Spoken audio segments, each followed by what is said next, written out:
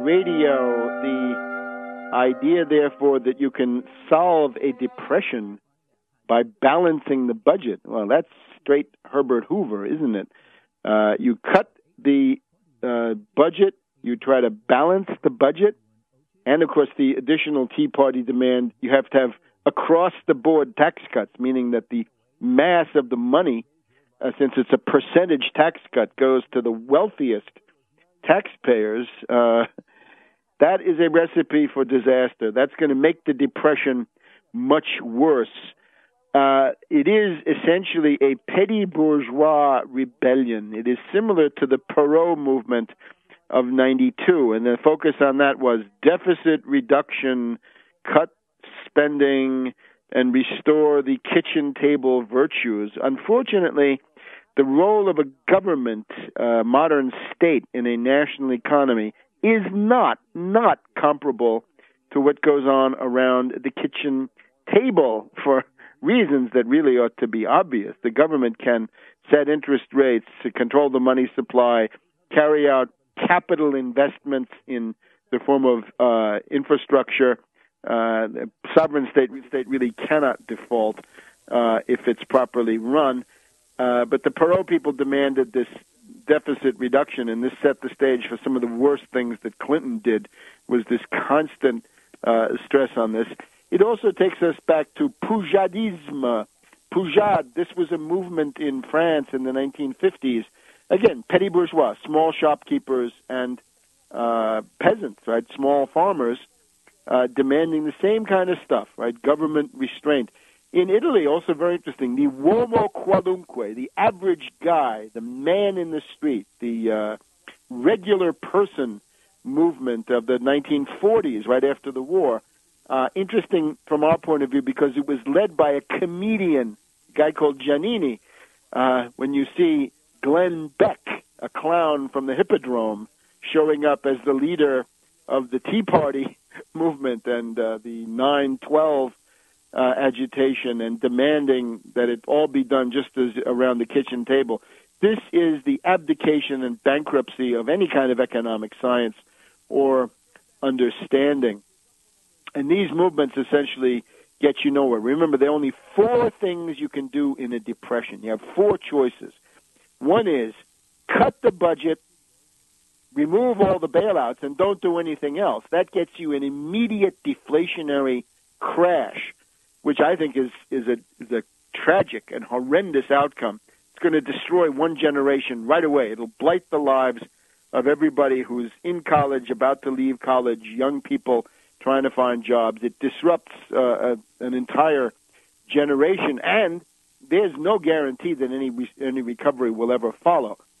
So we don't want the immediate deflationary crash, the Bruning or Andrew Mellon approach, because also that tends to destroy the possibility of democratic institutions. That's what Bruning did between 1931 and 1932, and you know what came after that. The democratic institutions had been destroyed, and totalitarian dictatorship was the result. So you don't want to mess around with deflationary crashes, cutting the budget, destroying social services. You essentially destroy your form of government. The other thing you can do is a hot money recovery. That's what Bernanke is doing, the dollar carry trade, right? You can borrow dollars for zero, and you can take them to Greece or Spain and get 8 or 9%, or Turkey or wherever it is. That does not produce a recovery here at home. It just weakens the currency. It drives down the dollar so that you have to do these desperate things like the attack on Greece by attacking their bonds. Then, of course, there's the Keynesian consumer-led recovery. This is what Pelosi believes in, right? This is the most or much of the $780 billion or more stimulus bill is designed simply to pump money into various kinds of consumer spending. And unfortunately, recovery does not come from consumer spending. It comes from capital goods. You've got to invest your money in a way that will increase the stock of capital goods, increase the productivity of labor, set the stage for a recovery, and indeed be a recovery. So that's the other possibility. So no to the immediate deflationary crash, no to the hot money recovery. no to the Keynesian consumer-led. And that leaves us with the one that we need. And this is the experience of Germany in the early 1930s. What you've got to do is either nationalize the Federal Reserve, nationalize the central bank. This works everywhere.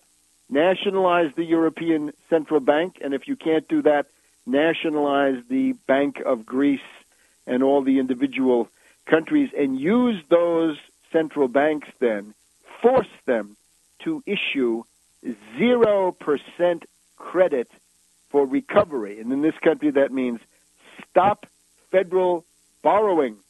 Stop it. No more borrowing by the federal government. Switch to federal lending, where it's the nationalized Bank of the United States, the ex-Federal Reserve, as part of the Treasury now, obedient to laws passed by Congress and signed by the President, debated in public. That becomes the engine of 0% federal credit for recovery. And let's look at what you might do with that, say, in this country. Very interesting interview on the Sunday talk shows last Sunday. Arnold Schwarzenegger, the governor of California, and Ed Rendell of Pennsylvania, Republican and Democrat. And what are they talking? The need for massive construction of infrastructure. We know that the amount of infrastructure in this Pelosi stimulus was less than $100 billion, probably in the neighborhood of $80 billion or something like that. If you put together the highway funds and the Army Corps of Engineers, that's not enough. We've gone through that if you want to build 100 reactors at $7 billion per nuclear reactor, that's $700 billion right there. That would have been a much better, much more effective stimulus than what this consumer spending stuff that Pelosi went with. Obviously, I'm in favor of maintaining the social safety net, Medicare, Medicaid, food stamps, unemployment benefits, WIC, all of that, Head Start. That's all got to be fully funded. No ifs, ands, or buts. And that's where the Tobin tax comes in. But in terms of getting a recovery, as distinct from maintaining your workforce while you're getting the recovery, you've got to do that with capital investments in infrastructure. And this is the gospel that Schwarzenegger is now preaching. I cite this not because I believe in Schwarzenegger. I don't, please. But that the times are changing, and the governors are much more practical and much less ideological and much less fanatical than, for example, Republican members of the House of Representatives, who are one of the biggest groups of ideological fanatics that you'd ever see. And the Democrats, similarly, in their own way, infrastructure. So Arnie goes through this thing saying the basis of civilization is infrastructure. Great civilizations begin to crash and fall when they allow their infrastructure to decay. So the U.S. infrastructure obviously is very, very thoroughly decayed. And he talks about this. He says, in 5 years, the port of Shanghai will have throughput greater than all ports of the United States combined. So Shanghai alone, the great central port in Sun Yat-sen's 1919 International Development of China, which seems to be what they're working off, the port of Shanghai will have imports and exports greater in volume than all the ports of the United States combined. So he says California needs $10 billion for fast rail. It's not ideal, but it's a start. He wants $10 billion for water projects, water systems, water management in California. This is interesting. He says a $2.2 trillion deficit of U.S. infrastructure that has got to be addressed. Now, just watch out. Lazard Frere is in there skimming when it's Schwarzenegger and Rendell. But this is essentially correct. So 100 reactors in 20 months, not 20 years. And that would put you on the road to real economic recovery. So get control of the Fed, force them to issue 0% credit, and build infrastructure massively. And we'll be in touch with you here on World Crisis Radio and Tarpley.net.